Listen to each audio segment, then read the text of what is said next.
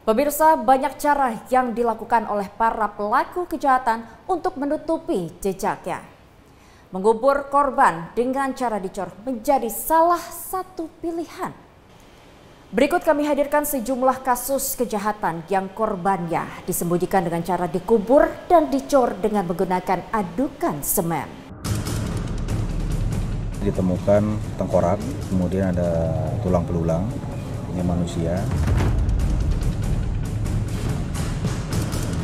Tolong toh Pak, aku ditemani mau masuk toko ini, kayak bau bangke.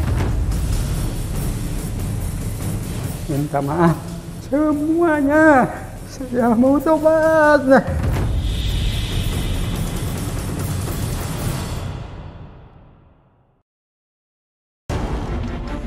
Seorang pelaku kejahatan pasti akan berpikir bagaimana ia bisa menghilangkan jejak kriminalnya dengan sempurna. Berbagai macam cara pun dilakukan.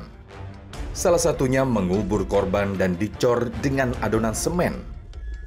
Modus operandi seperti ini bukanlah hal baru di dunia kriminal dan sudah berkali-kali terjadi. Yang paling anyar terjadi di Blitar, Jawa Timur. Supriyo Handono, pria yang tinggal di Desa Bacem, Kecamatan Ponggok, Kabupaten Blitar, Jawa Timur ini telah membunuh dan mengubur jasad istrinya di lantai kamar rumah. Peristiwa pembunuhan ini dipicu persoalan keluarga. Korban Fitriani disebut-sebut telah berselingkuh dengan pria lain. Pertengkaran hebat pun terjadi, sampai akhirnya Supriyo membunuh istrinya itu. Jasad Fitriani dimasukkan ke dalam lubang sedalam 1,5 meter yang dibuat oleh Supriyo di dalam kamar rumahnya. Tadi ditemukan tengkorak, kemudian ada tulang belulang, ini manusia. Terus kemudian ini ditemukan tadi, ini di dalam rumah ini ternyata kosong, kemudian ada pemiliknya yang baru mau direnov, kemudian di dalam itu ada satu bagian kamar yang dikunci, digembok, kemudian coba dibongkar. Setelah dibongkar itu ternyata dilihat ada cor-coran yang baru. Kemudian karena penasaran dibongkar, ternyata ditemukan ada tengkorak. Tim forensik dari Rumah Sakit Bayangkara Kediri dan lapor dari Polda Jatim sudah melakukan kegiatan tadi olah TKP, diambil sampel-sampelnya. Di Semarang, Jawa Tengah, seorang bos depot air isi ulang jadi korban pembunuhan. Oleh pelaku, korban dimutilasi menjadi 4 bagian. Tidak hanya itu, potongan tubuh korban juga dikubur dan dicor dengan menggunakan adonan semen. Korban adalah Irwan Hutagalung. Pria berusia 53 tahun ini merupakan warga Kelurahan Sumur Broto, Kecamatan Banyumanik, Semarang.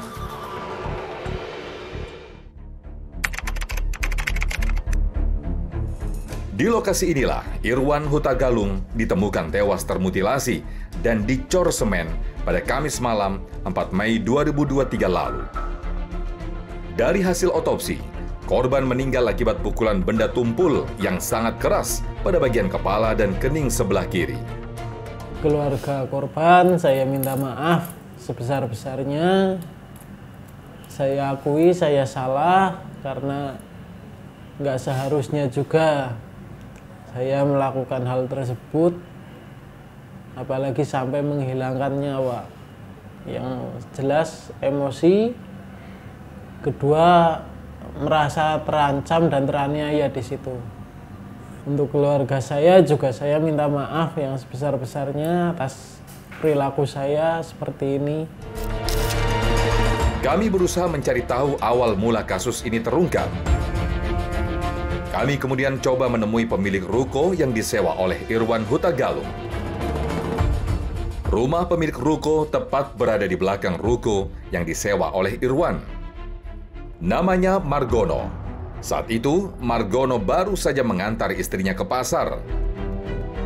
Tak lama, ia dihampiri oleh Yuliati, pembantu korban. Kepadanya, Yuliati mengatakan kalau dari dalam ruko tercium bau tak sedap.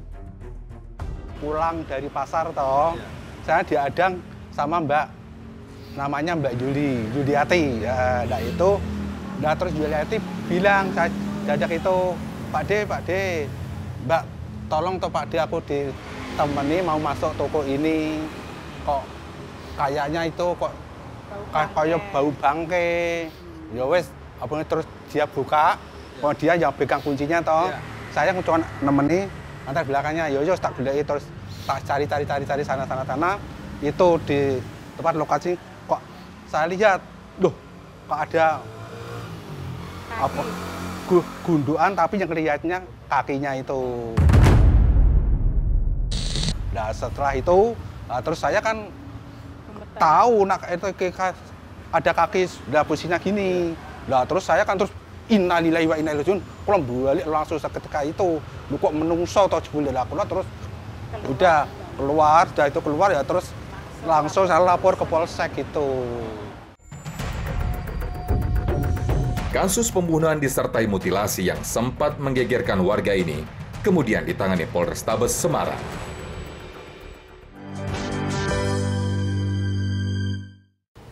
Dua jasad wanita ditemukan terkubur dalam satu lubang di wilayah Kota Bekasi. Keduanya dibunuh dan jasadnya dicor di bawah tangga di salah satu rumah kontrakan. Ditemukan tengkorak, kemudian ada tulang belulang, ini manusia. Tolong toh Pak D, aku ditemani mau masuk toko ini, kayak bau bangke. Minta maaf semuanya, saya mau tobat.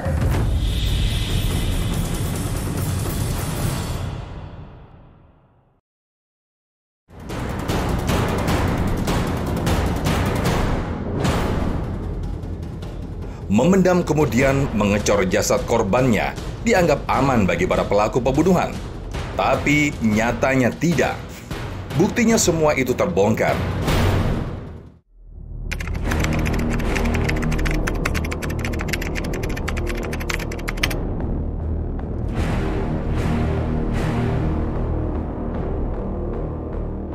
Sebut saja peristiwa yang terjadi di wilayah Bekasi, Jawa Barat pada 27 Februari 2023 lalu, di mana dua orang wanita ditemukan dicor di salah satu rumah kontrakan di Kelurahan Harapan Jaya, Bekasi Utara. Keduanya adalah Yusi Purawati, 48 tahun, warga perumahan Pulau Gebang Indah, Blok J13 Cakung, Jakarta Timur. Dan Heni Purwaningsih, 47 tahun, warga Cakung, Jakarta Timur. Keduanya dibunuh dan jasadnya dicor di bawah tangga salah satu rumah kontrakan. Kedua korban dihabisi oleh lelaki bernama Permana. Namun sayangnya, cerita kasus ini tidak tuntas karena Permana memilih untuk bunuh diri usai membunuh. Allahu Akbar. Ya Allah. Ya Allah, itu Pak Permana ya? Ia tewas dalam perjalanan ke rumah sakit umum daerah Kota Bekasi dengan luka sayatan senjata tajam pada pergelangan tangannya. Peristiwa ini sempat terekam CCTV. Saat itu, Yusi dan Heni mendatangi rumah kontrakan pelaku.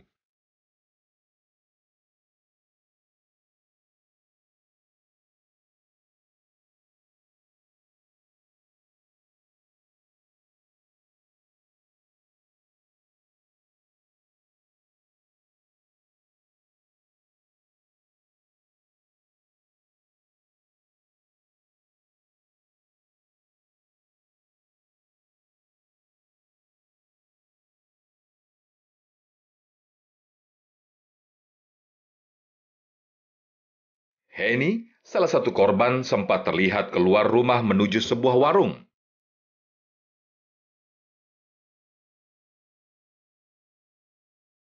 Untuk kemudian kembali ke dalam rumah. Dan sejak saat itu, Heni dan Yusi tak terlihat lagi sampai ditemukan menjadi mayat.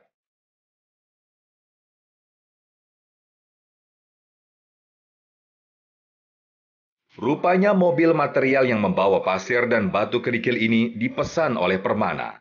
Bahan material tersebut digunakan oleh Permana untuk mengecor kedua korbannya. saya meminta bantuan anak saya menggunakan aplikasi Google untuk mengetahui keberadaan handphone almarhumah terakhir diaktifkan. Nggak taunya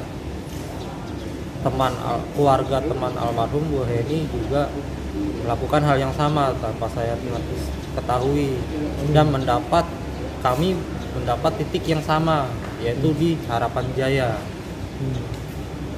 yang membuat saya merasa yakin bahwa kedua almarhumah ada di sekitar Harapan Jaya. Saya menanya-nanya, sekitar jam 3-an saya mendapatkan baru lokasi tempat Pak Permana ngontrak. Yusi dan Permana ternyata sudah lama kenal. Mereka bekas teman sekolah. Sedangkan Hana, teman dekat Yusi, ia sama sekali tak mengenal Permana. Saat kejadian, Hana hanya mengantar Yusi ke tempat Permana. Saat itu, Yusi hendak menagih utang kepada Permana dalam bisnis jual beli besi.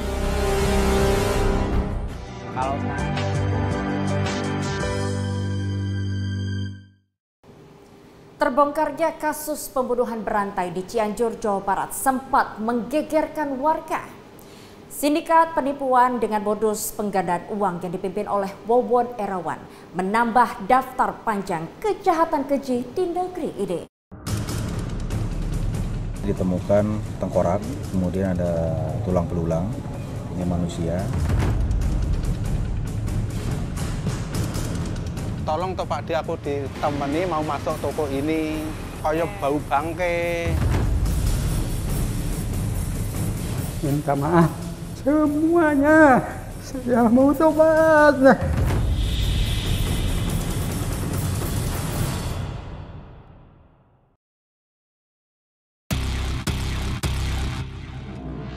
Dihabisi nyawanya, kemudian jasadnya dicor.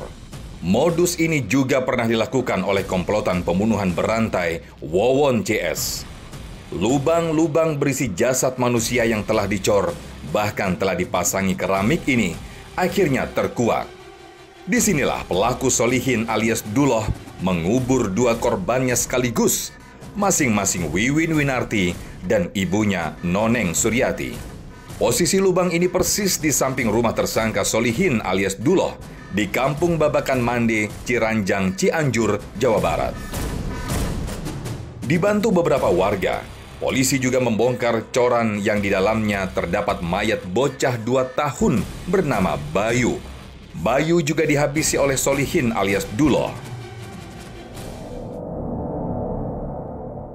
Korban lain yang dihabisi oleh Duloh dan mayatnya dikubur dan dicor, bahkan di keramik, adalah Parida binti Enim, seorang tenaga kerja wanita. Jasad Parida dipendam di dalam rumah kontrakan yang berlokasi di Desa Kertajaya, Ciranjang. Bahkan lantai tempat Parida dikubur sudah dipasangi keramik lagi oleh Duloh dan kawan-kawannya, sehingga sama sekali tak ada yang menyangka.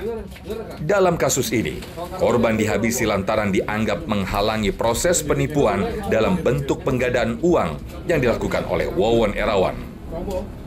Wawon telah memerintahkan Duloh untuk mengeksekusi semua orang yang menghalangi praktik tipu-tipunya. Kalau Parida itu, aku mah cuman menyuruh doang. Menyuruh Pak Solihin gitu.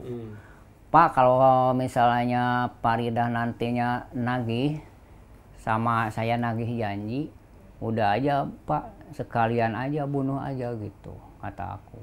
Ya kata Pak Solihin, ya oke gitu. Sementara itu, inilah alasan Solihin alias Duloh kenapa ia tega menghabisi nyawa para korbannya.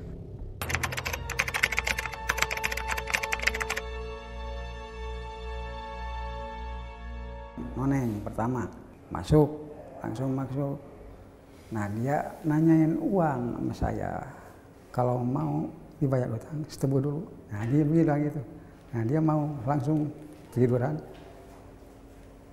Nah udah itu langsung cekik. Tangan kanan, ini, kiri bekam. Setengah jam. Udah mati. Langsung saya ditarik ke lubang itu. Ya ditarik lagi ngobrol itu sama si Wawan. Si Iwin. Langsung dibaringkan terus suruh tidur langsung. Itu amplop 3. Nah, kan pintu belum dikunci, si Wawan belum keluar. Nah, si Wawan keluar, saya tuturin kunci pintu. Bilang si Wawan, habisin sekarang. Gini lagi. Langsung cekik. Tangan kanan, kiri bekam. Ini mulut.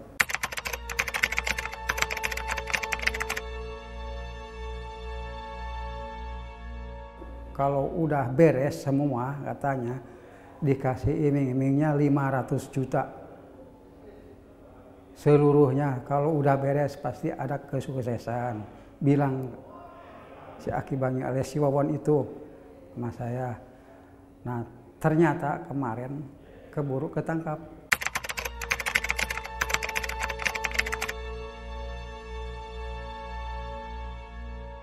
Ancamannya cuma gitu doang.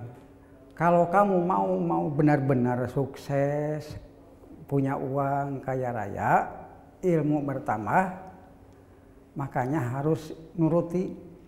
Kalau bahasa Jakartanya, ilmu harus punya, uang juga harus punya gitu.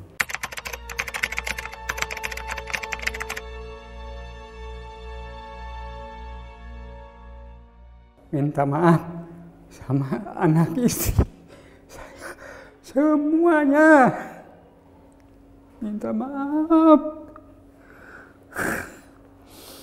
Saya mau tobat lah sebesar-besarnya. Ya segitu dari saya.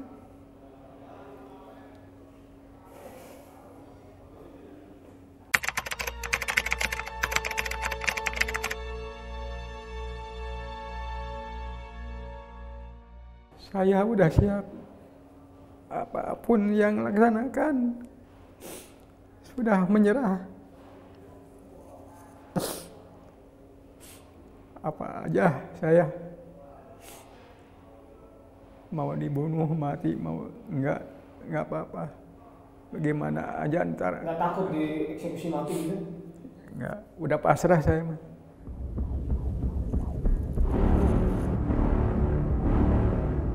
Wawon dan Duloh kini telah mendekam di balik jeruji besi penjara. Pemirsa, 30 menit sudah kami menemani Anda. Sampai jumpa di program Menyikap Tabir pekan depan.